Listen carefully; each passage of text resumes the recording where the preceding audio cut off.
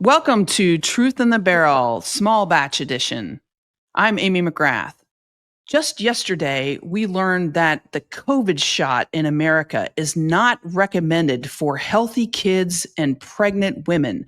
That was from the Department of Health and Human Services. And today, we have a special guest to talk about this. My mom, Dr. Marianne McGrath, who's been a pediatrician, a medical doctor for over 50 years.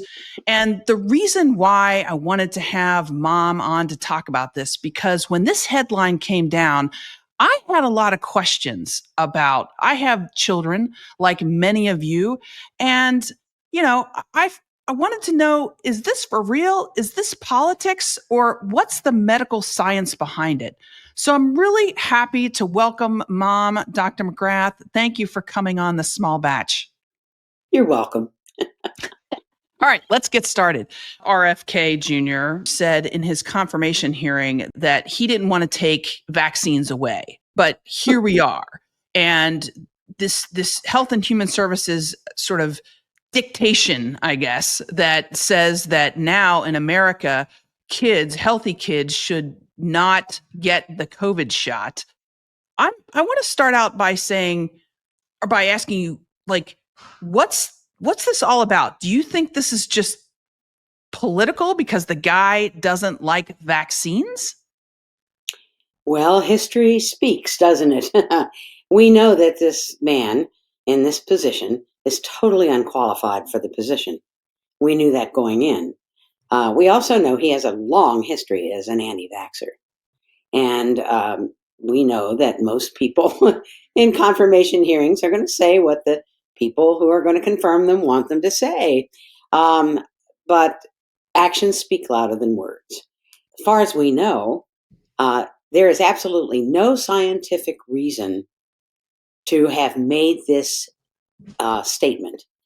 And that's quite counter to the way that decisions about vaccinations being warranted or not has been made in this country in the past. Normally, when you go to make a change in any kind of recommendation, there's a panel invoked for the best scientific information and thinking about the change that's about to be considered. There has been no such panel invoked in this decision, which is very concerning because one has to ask, is this the way things are going to be done in the future? At the Yeah. whim of a person who chooses to swim in sewer water? I Right. mean, And you're hello. talking about RFK Jr., the Secretary Yeah, of right. Health and Human Services. Exactly. And I should note that we do not have a CDC director at the moment. The Correct. NIH director, the National Institute of Health, has said this is, quote, saying that kids and pregnant women should not get this vaccine is, quote, common sense and good science. And it sounds like, Mom, this is not good science, and it's not based on any medical data. Do you agree with Correct. that? That's absolutely true. Common sense, no, common sense, if it's enlightened with past experience and a bit of science, says that where vaccines are present, disease is down. And that's still the case. And so where can we look for verification for this? We're just within the past week, we've had statements from, for example, the American College of Obstetrics and Gynecology, from the American Academy of Pediatrics, all issuing their concerns that, hey, wait a minute, this isn't so. There's no good reason to do this. And you're talking about vulnerable populations. It's interesting because we have some idea, unfortunately, of what it's like when misinformation goes out about what to do about a pandemic or a particular illness, a virus, whatever. Because when COVID appeared, it appeared in a place where it had never been or never recognized. And it was devastating. And the misinformation that came from the top in this country was the bane of many people's existence. And yet there were reality tests like, cold freezers, trucks outside of hospitals because the death rate was increasing at such an alarming concern. Well, we were able to vaccinate many people, and over the years since that appearance of the pandemic, some people have developed immunity. Some because of the vaccinations, some Mhm. some good immunity because of vaccinations and boosters, and some immunity because they themselves had contracted the illness and survived. Mhm. And we need to look at that because we're talking about an illness that has the potential to kill people, and it's still doing that. What was interesting to me, Mom, about this new advice from HHS is the fact that they said, "Hey, if your children are healthy, they don't need to get the shot." And I was thinking to myself, well, okay, so unhealthy kids should get the vaccine, but healthy kids shouldn't. And then pregnant women. And pregnant women shouldn't get the shot. Really? Like to me, I'm like, is there something that pregnancy changes you that you can't get COVID? Like, I just don't understand the logic there. Well, that's interesting that you say that because I think the current thinking and understanding is that actually pregnancy is a time of greater risk for illness, not only for the pregnant mother, but also for the fetus, of course. And so any significant illness, flu, let's look at another viral illness common in our society, is much more likely to cause problems for the woman and the fetus if contracted during the pregnancy. That's why we recommend flu shots for pregnant mothers. Not only that, but when a baby is born in the first 6 months of life, um, it retains some of the antibodies that were passed to it from the mother. So the mother becomes, in effect, a way of inoculating the baby, that little one, in the first 6 months against these illnesses. Um, we don't recommend COVID shots for infants in the first 6 months of life because we're hopeful that mother has protected both herself and her baby during her pregnancy. Mhm. And children up until age 2 are really at greater risk for complications from a COVID infection, which include not only the immediate complications of the way the illness is expressing itself, for example, respiratory difficulties Yeah. and so on, but also for the really serious complication of long COVID. Yeah. And vaccinations help protect against long COVID. We don't have tons of data because, after all, we've been collecting data until it was stopped only for the past few years because of the occurrence of the pandemic. But there's definite evidence that tells us that vaccination will help to prevent the existence of long COVID in someone who becomes infected if they have had a vaccination. Yeah, and the reason that I wanted to do this small batch episode, and people need to know that when the headline came out and it deals with a lot of medical stuff, the first person that I call is my mom.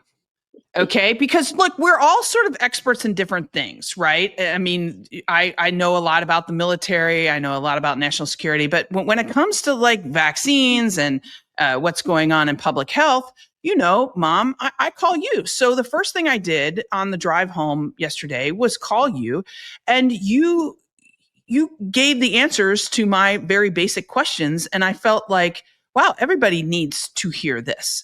And one of the things that you brought up yesterday was that the consequences of this um, new official advice from the Department of Health and Human Services is that insurance companies can now change what they cover. Can you talk about that a little bit? Yes, I guess, that's another issue. Okay. And we're not talking about a scientific basis for this decision. This is purely greed. But Mhm. insurance companies generally allow at no cost those vaccinations which are recommended. Okay. And that has been the case with the COVID vaccination.